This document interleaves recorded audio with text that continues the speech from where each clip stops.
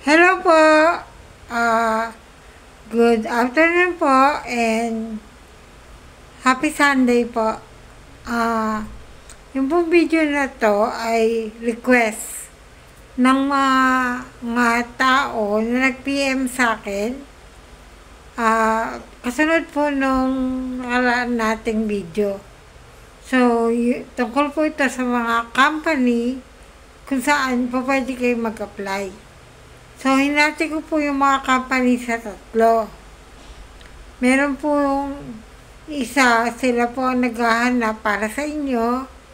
Ang gagawin nila po, ipasa yung kanilang interview. And then, sila na po bahala.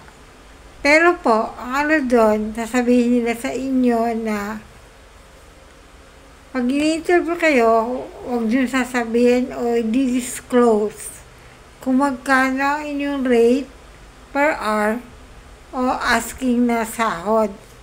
Kasi po, may patong sila at saka po meron silang bayad para po sa paghahanap ng mga aplikante para sa company nyon. So, yung kompleto pong company kung saan po pwede kayo mag-apply, bibigay ko po sa inyo. Ang isang example po nun ay remote staff, grow my team, virtual elves, yun po yung mga listahan po ng mga company yun. Ang kagandahan po sa kanila is legal sila. On time magpasahod, and then safe kayo, hindi kayo tatakbuhan. And then yung ikalawa po, kayo gagawa ng inyong profile para po yung resume nyo i-upload nyo sa kanilang system.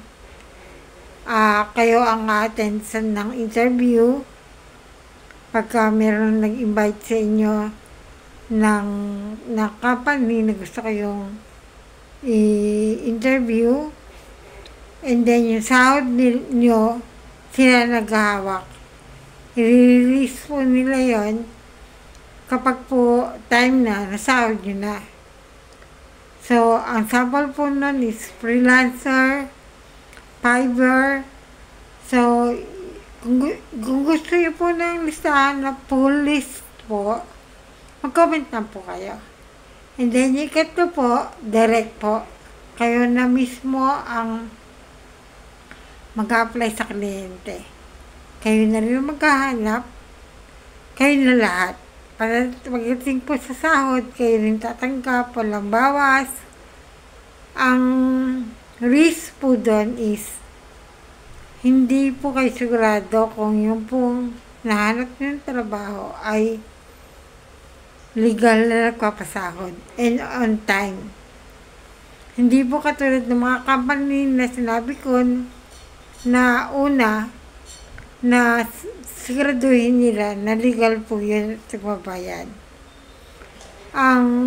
Bali po, minsan, nag-apply po ako direkta.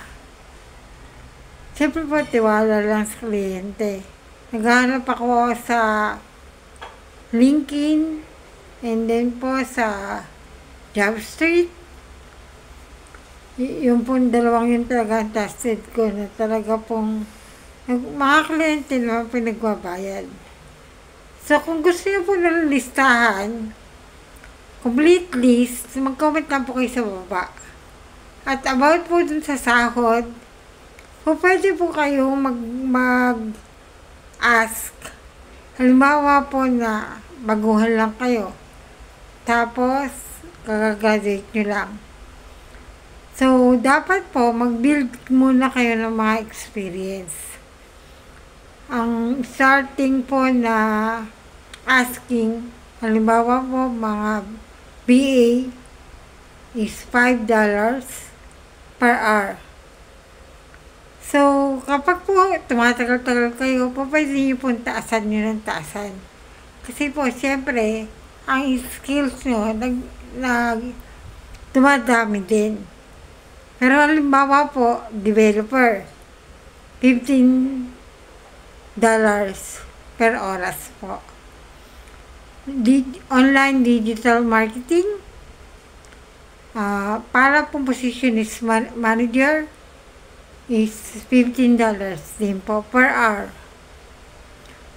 And then, aas po nila sa inyo kung per oras o monthly. Kayo po, i-convert nyo lang po kung saan kayo mas okay. Ako po, minsan, sinasabi ko na kisenas katapusan para po medyo ano po yung aking sahod. Mas madali ang buhay pag kisenas katapusan. And then, may kliyente rin po pumapayag na every week. So, sorting na po pag ganon.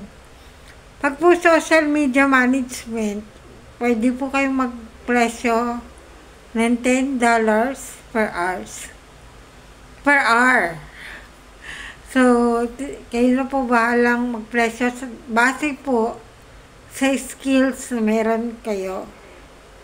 So, yun po, sa susunod pong video ko, papakita ko naman po sa inyo kung yung mga skills na necessary at very important para po mahal kayo ng mabilis.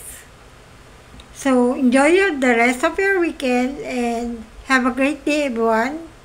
And bye-bye!